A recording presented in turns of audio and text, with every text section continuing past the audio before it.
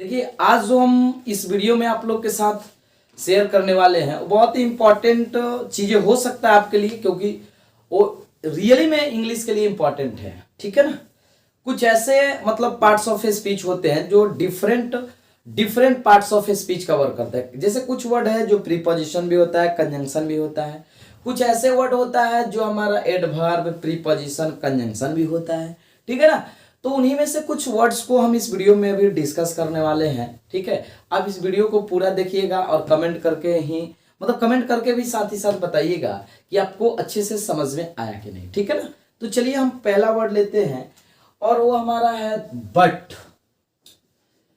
देखिए बट हमारा प्रीपोजिशन का भी वर्क करता है और बट हमारा कंजंक्शन का भी काम करता है। ठीक है ना।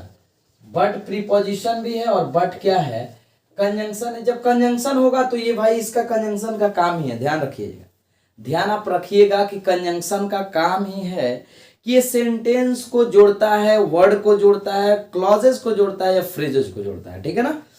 और कंजंक्शन प्रीपोजिशन का क्या काम है, तो प्रीपोजिशन का वर्क है, आप समझिएगा कि वो नाउन या प्रोनाउन का रिलेशन को बताता है। ठीक है, रिलेशन। ठीक है। और एक बात और कि प्रीपोजिशन के बाद जो वर्ड यूज होगा ना इसके साथ, वो आपका या तो नाउन हो सकता है या तो प्रोनाउन हो सकता है। ठीक है। तो देखिए हम इसको एग्जाम्पल के थ्रू समझते हैं।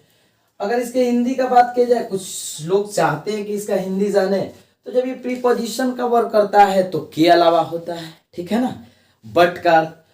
और जब यहाँ कंजंक्शन का यूज हम लोग करते हैं तो लेकिन होता है, किंतु, परंतु, जो भी आप कहिए हिंदी में। ठीक है। जैसे एग्जाम्पल लेते हैं, हम बोले कि नथिंग बट बुक्स वाज या वर अवेलेबल। ठीक है। और सेकेंड वर्ड लेते हैं, he worked hard but he failed. ठीक है, बट ही फेल्ड।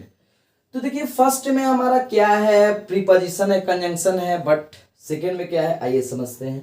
पहला है कि नथिंग बट बुक्स। देखिए यहां ऐसा तो नहीं कि बट बीच में आया है, किसी चीज को जोड़ रहा है। यहां हमारा बट क्या है, प्रीपोजिशन है। बहुत सारे चीजों से समझ सकते हैं कि आपका क्वेश्चन हो सकता है कि कैसे हम आखिर जानेंगे कि प्रीपोजिशन है। तो देखिए सबसे पहला कि बट के बाद यहाँ नाउन है, इसलिए प्रीपोजिशन होने का संभावना बनता है और है भी। ठीक है।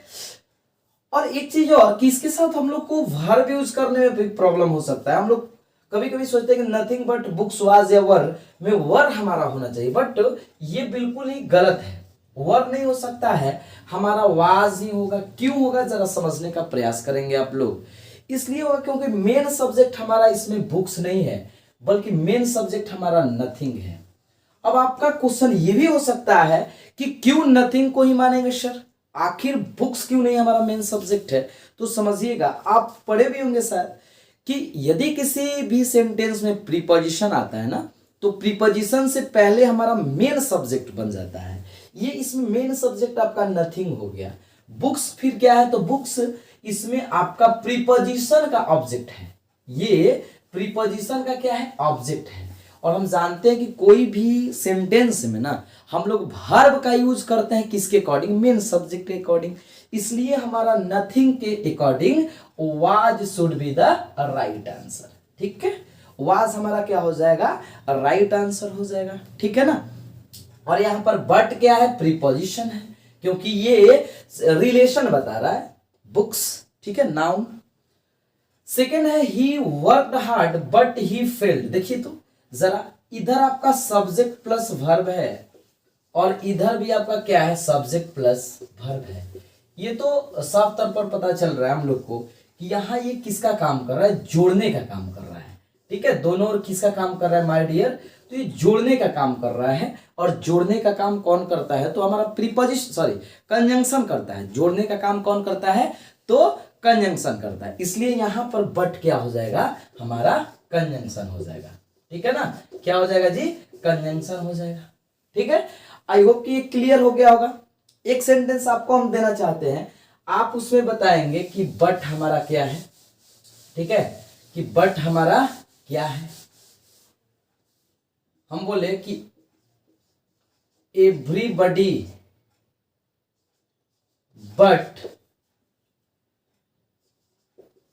Him was present. आपको इस सेंटेंस में बताना है कि everybody but him was present. ये इसमें आपका बट क्या है आपको कमेंट करके बताना है, ठीक है ना। आपको कमेंट करके क्या करना है, बताना है, ठीक है। एक ऐसे इंपॉर्टेंट वर्ड को और देखते हैं, और वो हमारा है बिफोर। क्या है जी, बिफोर। बिफोर को भी थोड़ा सा समझ लेते हैं। देखिए बिफोर जो है ना, ये हमारा प्रीपोजिशन भी है, थोड़ा सा ध्यान दीजिएगा, हम बताएंगे एग्जांपल से। ये कंजंक्शन भी है, ठीक है, और ये हमारा ना, ये साथ ही साथ एडवर्ब भी है। क्या है जी, एडवर्ब भी है, ठीक है। ये प्रीपोजिशन कब होगा, कंजंक्शन कब होगा, एडवर्ब कब होगा, इसको एग्जांपल के थ्रू हम समझाने का आपको प्रयास कर रहे हैं, ठीक है ना। समझिएगा जरा। जैसे हमें यदि एक सेंटेंस लिखे यहाँ पर, आप ये आई होप कि समझ में आ गया होगा, आपको इसमें आपको बता देना है, ठीक है। हम एग्जांपल यहाँ 2-3 लिख रहे हैं। हमने लिखा, ये आप सेंटेंस सुने ही होंगे, देखिएगा जो हम लिख रहे हैं, the patient had died before the doctor came, ठीक है। The patient had died before the doctor came, यहां भी आप देख रहे हैं कि सब्जेक्ट है और प्लस वर्ब है, यहां भी सब्जेक्ट है और वर्ब है, ठीक है ना। यानी ये क्या कर रहा है, जोड़ रहा है ना, जोड़ने का काम कर रहा है।